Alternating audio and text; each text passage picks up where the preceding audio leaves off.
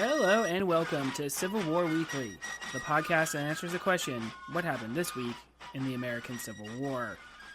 I'm your host, Tim Patrick, and this is episode 210, March 17th to March 23rd, 1865.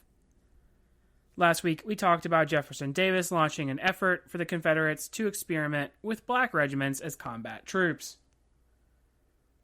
This measure is going to be a little too late, but it does show that the rebels are throwing the kitchen sink, and maybe a few pipes as well, to try to get at the Union. We also talked James Wilson and his action at Selma in Alabama. This week, we are going to spend the entire time in the Carolinas. We need to talk about the last action of the sub-theater of the war in Bentonville. Before we do that, though, of course, we do need to talk Patreon content. And we have definitely had a memoir review here this month for General McLean, who wrote about his experience serving in the cavalry there in the Knoxville campaign, and then he goes into Atlanta and then the Carolinas, so pairs pretty nicely, and it is a different look, I think, than some of the other memoirs that we've done before. And of course, we have done other memoirs. We've done some of the more famous ones, Elisha Hunt Rhodes, Sam Watkins, amongst others. We have done movie reviews. We recently did Gone with the Wind. We have done picture slideshows showing modern-day battlefields, and actually, that will be the next month's Patreon content, and we will actually be checking out some of the sites around the end of the Army of Northern Virginia. So we'll actually be going back to Petersburg.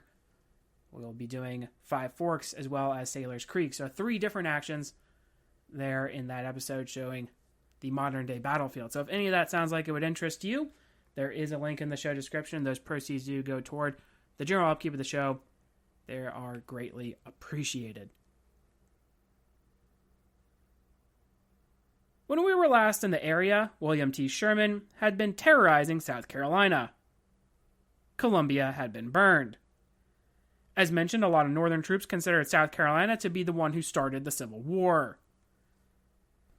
During Andrew Jackson's presidency, if you recall, the Gamecocks had talked about secession. Remember, too, that this is kind of part of one of the arguments leading into the Civil War is whether these states can secede, whether it is something that is on the table for them. And obviously, that's a point that a lot of folks look to when they say there's more context than just the issue and the institution of slavery in America leading into the Civil War. But I think everything is connected, and we'll actually talk about that here when we get to some of our conclusions about the end of the war. What had been apparent to Sherman, though, is that there was going to be no concentrated resistance in that state. There had been some guerrilla activity, but really nothing else. Because of this soft resistance, Sherman is going to set his eyes on North Carolina. Now, the Tar Heel State would be slightly different than South Carolina in its treatment. Much of North Carolina, like Tennessee, was pro-Union, so Sherman would see the necessity of making sure his army did not brutalize the country. He would wish to not turn the populace against him, especially as his troops were fast approaching a connection with Grant. Advancing into North Carolina, Sherman would make for Fayetteville. It would be on the way there that Judson Kilpatrick would be victimized. He would spend much of the uneventful march hanging out with his mistress, reportedly at times sitting in the carriage with his feet hanging out. One can probably not blame Kilpatrick for being a little lax, especially as there really had been no resistance so far on the march. But Joe Wheeler was still in the area, as well as Wade Hampton, recently arrived to take control of the cavalry in this region. They would launch a surprise attack on the 10th, catching the Union forces unprepared, storming into their camp at a place called Monroe's Crossroads. Many Federal troopers were captured, as well as several pieces of artillery. Kilpatrick would barely escape, apparently still in his nightclothes. Reportedly, he would be asked where to find Kilpatrick by a rebel officer, and Kill Cavalry would smartly point to somewhere else before riding away. A special detail had been assigned to this purpose. Obviously, kill cavalry not being well liked by the Southerners. Many of the Union troopers had grabbed their weapons and thus were able to mount defense, turning the tide and forcing Hampton to withdraw. Sherman would occupy Fayetteville on March 11th. From there, he would decide to concentrate his force at Goldsboro, south and east of Raleigh, on the road to New Bern. You see, at this point, Sherman is going to be reinforced. Schofield and his command had arrived at Wilmington, the capture of that city occurring with Terry's command as well. Remember we talked about the small but fierce fighting at Fort Fisher? Well, with Schofield's Army of the Ohio combining with Sherman, this would be quite a formidable command. Braxton Bragg would rally the remnants of the defenders of the Carolinas, including Robert Hoke, the junior reserves under D.H. Hill, and arriving units from Hood's army. Bragg, ever the aggressive commander, would launch a strike at Schofield, hoping to delay him. The assault would see some success, the battle occurring at Kingston, with Hoke launching a flank attack. There would be an entire Federal regiment captured by this move, but the assault would stall, the Federals able to stabilize their lines, and reinforcements on the scene to hold off any additional offensive action. For several days there would be skirmishing between the 7th and the 10th, but with Sherman moving on, the pressure mounting, Bragg would be forced to withdraw, adding not too much of a delay for Schofield. Both sides would see around 1,500 casualties, making it not an insignificant fight. So while we have just welcomed back in a way Braxton Bragg, we also need to welcome into the fold Joseph Johnson. Now Johnson has been a constant in our story, and what is more, he was a Virginian, so when Robert E. Lee gets elevated to overall Army command in an effort to turn things around, he will get the former Army of Northern Virginia. There are some who point out that Johnson's big problem is actually that he would rather take Lee's army than anything else, and to be fair, he did a good job in its creation and molding.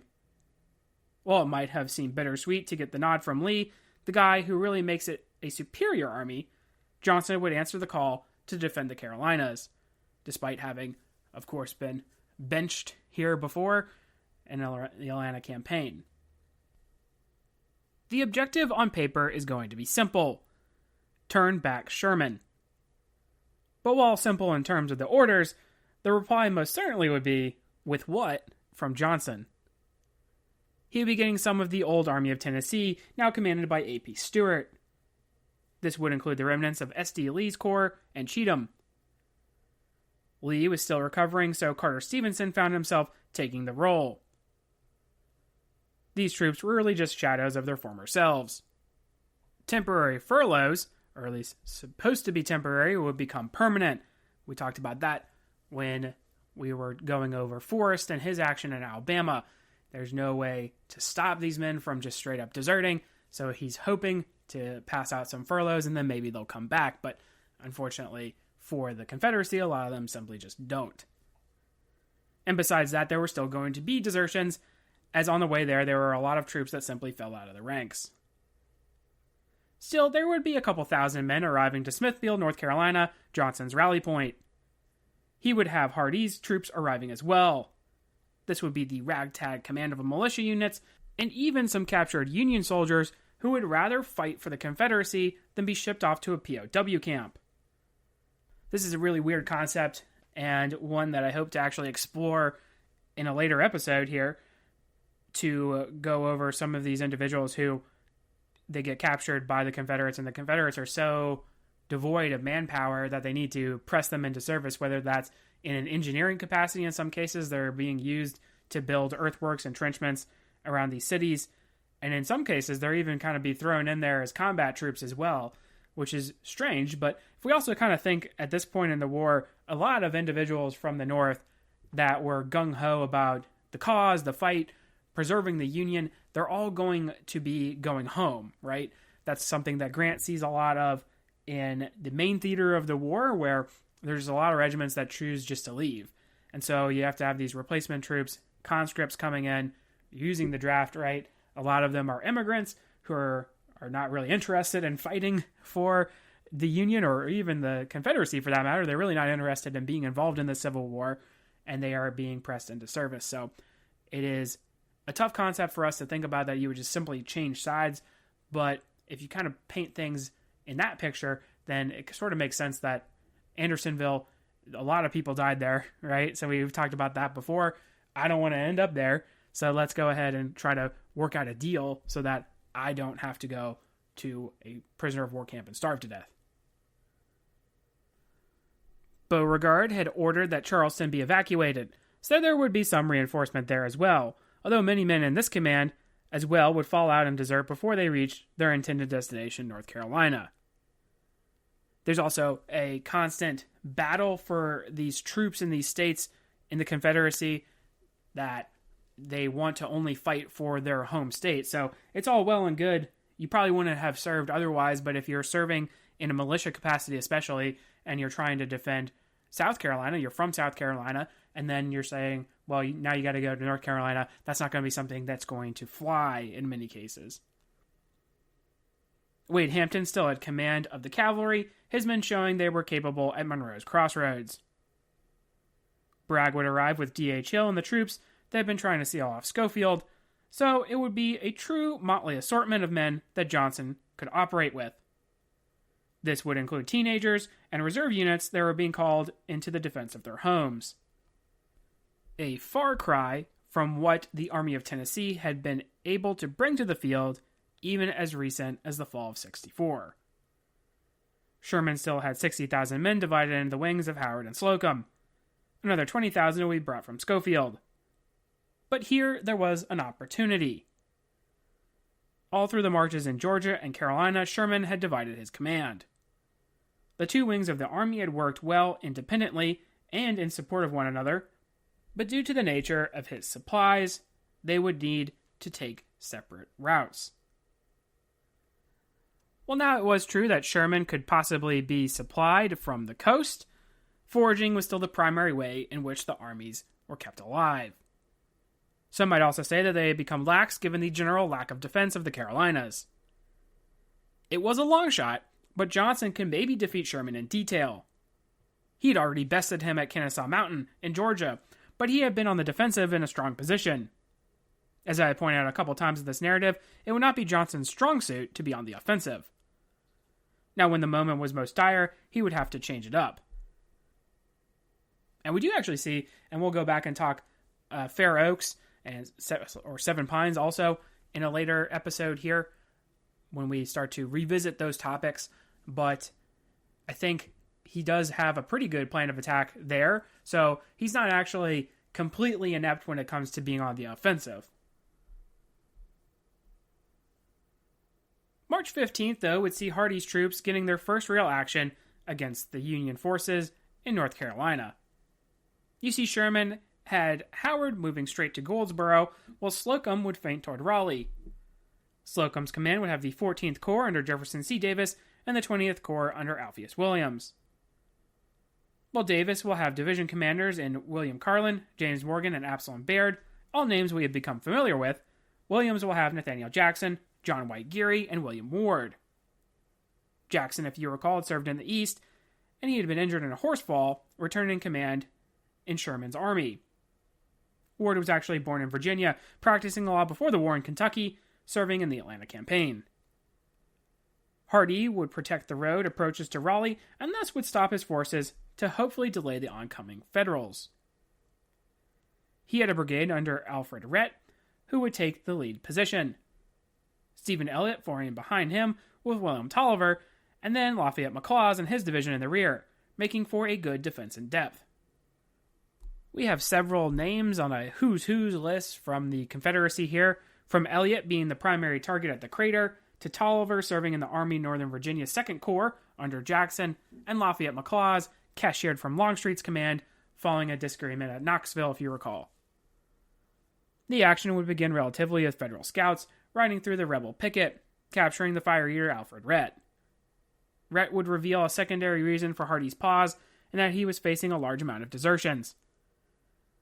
Rhett would dine with Sherman and boast about how he could raise a larger force, reportedly saying, "Conscripts are just as good as any other soldiers.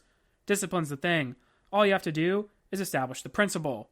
Why, I've shot 12 men myself in the last 6 weeks, and not long ago I took a pack of dogs and went into the swamps, and in 3 days I caught 28 men with them." I have given you almost the exact words that he used.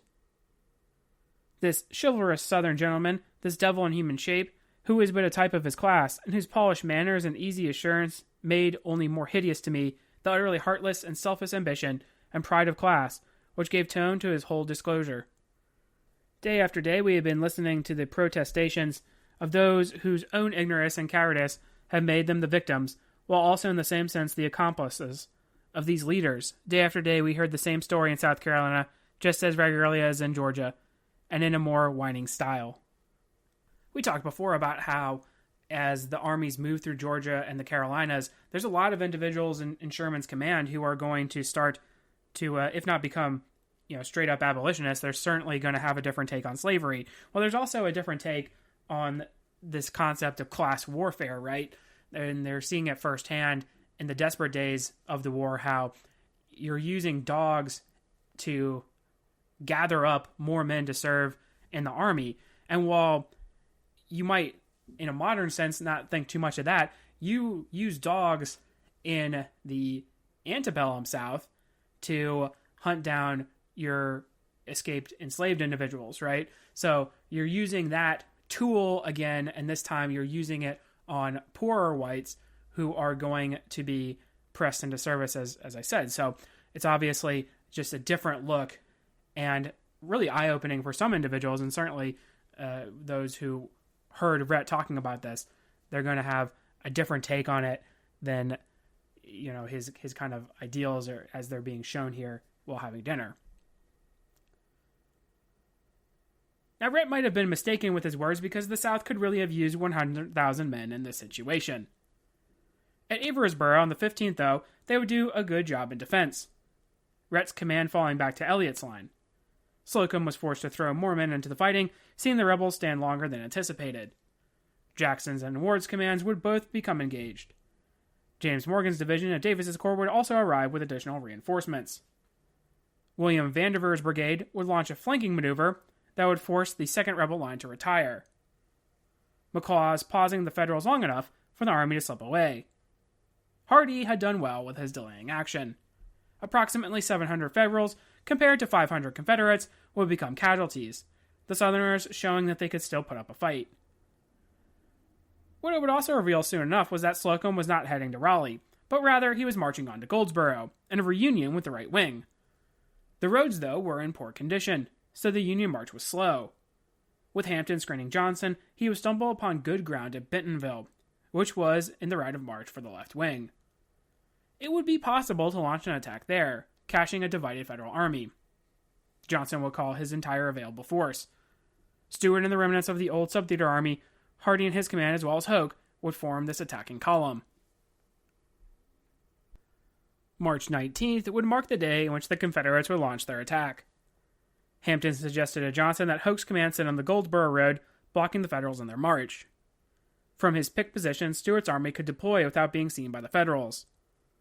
Already, George Debrell's cavalry was doing good work in skirmishing with the oncoming Federal troops, delaying their action. Carlin's men would be in the lead, becoming annoyed with the rebel horsemen. Indeed, his command would then run into a stiffer resistance, a reconnaissance in force revealing the strong line Hoke had thrown up. Morgan would begin to deploy as well, the Federals realizing that they were facing perhaps more than cavalry. Morgan's command dug into their side of the Goldsboro Road, a decision that would prove fortunate. Stewart's Old Corps, along with S.D. Lee's and Cheatham's, would launch their attacks, with their men under Tolliver on the flank. It was an opportunity to regain some of their lost glory on other fields. Shouting their rebel yells, they would break Carlin, whose command would scatter. Crucially for the Confederates, there would be a delay in Hoke's command jumping off. As such, they would not join in before the attack was sputtering out. Slocum had been alerted that there was a large command in his front by a deserter from the Confederates. Curiously, this had been one of the galvanized Yankees. This is a man from Syracuse, New York, who had been pressed in Confederate service. Reinforcements had been thrown forward, Williams extending the line across the Goldsboro Road. Slocum, knowing that the situation was dire, would inform Williams that every regiment of his was needed in the front. Morgan, in turn, would hold off Hoke, whose attacks would prove to be ineffective as night fell on the 19th. There had been limited success, but the rebels were unable to capitalize. March 20th would see the remainder of the Union forces approach from the opposite direction. As such, Hoke would swing his command around and dig in. 2 regiments from Vanderveer would try to locate the rebels, but would be driven back by the junior reserves. These troops were made up of young men, 17 years old, who had been called into service. Logan's corps is on the way to the aid of the left wing of the Federal Army. Hazen's command and Charles Wood's would lead the way. Colonel Robert Catterson would push back part of Hampton's cavalry, which is actually commanded by Evander Law. We, of course, remember Evander Law from his service on Longstreet's command in previous battles, also cashiered out of the 1st Corps following Knoxville. This would be a brisk skirmish, the rebels doing their best to try to slow down the reinforcements. Charles Woods also had a brigade under William B. Woods, who would go on to serve in the Supreme Court, as well as an Iowa brigade under George Stone. Hazen, who had the former Dr. William S. Wells, who was wounded at Fort McAllister, and the pharmacist John Oliver, and a 3rd brigade under Theodore Jones, would be bringing much-needed reinforcement to the field for the Federals. Slocum, fearing he would continue to be isolated. Logan would deploy Smith and Corse, his 2 other divisions, while Francis P. Blair would also throw his command into the fray on the far left. The 20th was spent with skirmishing, the Union Army probing the Confederate lines. In the meantime, they would start to link up with Slocum, eventually making a line. Johnson would realize the precarious nature of his positions and realign. His troops, though, would form a salient in between the 2 forces. Now, hopefully you've been listening long enough to know that if you are forming a salient like this between 2 large forces, then it's not going to be particularly good for you. And if some of you have said, well, that's kind of like the mule shoe, if you look at a map, it's very similar in that Johnson has this protrusion in between these lines, and the Union troops are going to be able to bring weight on the both sides, so that it's kind of like the intended action at Spotsylvania is to just kind of overwhelm this mule shoe in the line where Ewell's corps is, and then you can obviously almost see some success there. A lot of men captured there during the famous assault. At this point, Sherman is going to be true to his form and not really want a battle. Well, he could not disengage either. He was more interested in the resupply of his army. Johnson, he hoped, would disengage and allow for his combined force to move on. Johnson would stand, both sides continuing to dig in and skirmish. The problem was that while Johnson had some 20,000 men, Sherman had more than twice that. The Confederate line would be spread very thin. Only cavalry would be positioned on the left flank. This would prove to be an issue, as on the 21st, Joseph Mower's division would shift to the right. The Wolf Mower would be true to his aggression, as we have seen in other campaigns. He would begin by brushing away the rebel cavalry. His brigades, one under the Britt Fuller and the other under John Tilson, would begin a general advance. Mower had unknowingly actually overlapped the Confederate line. Indeed, if he continued his advance, he might gain the Mill Creek Bridge, which was the key to the escape route for the Confederates. There was a pause, though, as Mower realized he was no longer connected to the rest of the Federal line. This did give the rebels a chance to respond. Cheatham, who had some 1,000 men left, and a cavalry brigade under Baxter Smith would counter the Federals, driving them back. This rebel cavalry would include the 8th Texas, Terry's Texas Rangers, who would resort to using revolvers in the close quarter fighting. Willie Hardee, the 16-year-old son of the general, would be mortally wounded, serving with these men in the action. Mower would successfully be repulsed by this counter, which I think truly shows the last-ditch effort of the rebel army. Johnson would realize his position as being subpar, given Mower almost cut him off. He would abandon the field to Sherman, retreating across and then burning the Creek Bridge to dissuade pursuit. Sherman, for his part, would continue on to resupply, which had been his primary goal. 1,500 Federals had become casualties compared to 2,600 Confederates. Bentonville is going to be the true last act for the Confederate Army of Tennessee. Some will say it shows how vulnerable Sherman might have been when faced with the real Confederate force, but you could also counter that there was really none left by this point, just the ragtag group Johnson was able to put together. Now that also brings up a good point, and maybe we'll talk about this when we go over Sherman and really analyze his performance during the war, and that Sherman often gets kind of the short end of the stick. In some ways, he gets both, right? Like, you have him being the primary subordinate for Grant. A lot of people classify him as one of the key individuals who wins the war. However, he's also not particularly all that remarkable in the field, right? We've seen before how he is not really the tactical genius, neither is Grant. So at some points you see where Sherman has this reputation as being this great general, and then on the flip side of that, you also have him as being criticized, and that's kind of a trendy thing to do as well, as kind of be critical of him. And certainly in these cases, he could have pressed Hood's army, he could have really tried to destroy it, and he could have actually, saved some casualties at Franklin that were unnecessary, but he decides not to do it there. At this point during the war, a lot of people are thinking, it's pretty much over, so he's not going to want to necessarily destroy Johnston's army either, so he doesn't want to press the issue, he doesn't want to rack up some casualties here. So you can there's a little bit of give and take there. So you can be sort of critical. You can also be like, well, the writing is definitely on the wall at this point. And then I think to kind of flip it over to the Confederates, obviously we did a good job of describing just how ragtag this force was. And there's nobody else coming for the Confederates. And we've said that before about Robert E. Lee. At a certain point after the Overland Campaign, or even during the Overland Campaign, it's like, this is it. There are no more reinforcements on the way. And you have to do with what you have. And obviously, when all you have is, militia units, teenagers, you have the unfortunate event where Willie Hardee is going to be mortally wounded during this kind of last action here of Bentonville, last action of the last battle. And that really kind of sums it up. It really paints a picture of exactly where we're at with the Confederacy and just how there's just really no more fight left. And we'll kind of point to that when we get into Bennett Place and post Appomattox here in a future episode. So with that, we'll go ahead and end the episode. We fought the battles of Averasboro and Bentonville. These were really going to be the only marks of resistance that we can point to for Sherman's marches. I'll even throw in Georgia too. While there had been some limited action, this was really the biggest attempt to try to stop him. For me too, it also kind of points to the fact that Hood and his invasion into Tennessee is really just kind of a useless action.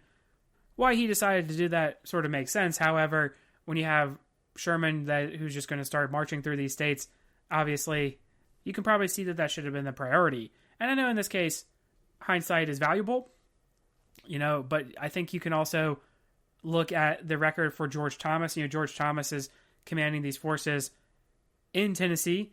Do you think if Hood's army follows Sherman, do you think he's going to be doing the same thing and march all the way to Savannah? Well, I don't know. I like George Thomas. I think he is a good general. He deserves to be on a short list for the best Union generals during the war. However, I just don't see that happening. So, and I know, again, that's kind of a what-if scenario, obviously, but something else to kind of think about. For Johnston's faults, it is really better than anything that happens for the rebels in the Tennessee invasion. Next week, we need to fight what is considered to be the last offensive for Lee, the Battle of Fort Stedman. If you like what you hear, please make sure to leave a review. Posted in the description should be a link to the website as well as Patreon information. Support for the general upkeep of the show is greatly appreciated. Feedback's always welcome. Questions, comments, concerns. The email is cwweeklypod @gmail.com. Thank you all so much for listening, and have a great week.